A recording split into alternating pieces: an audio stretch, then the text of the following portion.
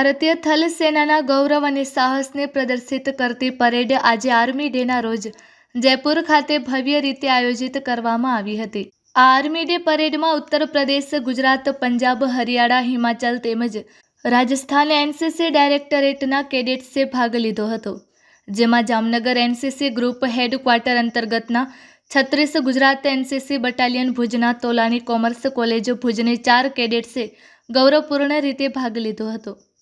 Senior under officer Jadeja Hinaba Anirudhsinh, cadet Prajapati Nikita Karsanbhai, cadet Goswami Nandini Sureshgiri અને cadet Baliya Riya Hiteshbhai જયપુરની army day પરેડની ગૌરવપૂર્ણ ક્ષણોમાં સંમિલિત રહ્યા હતા।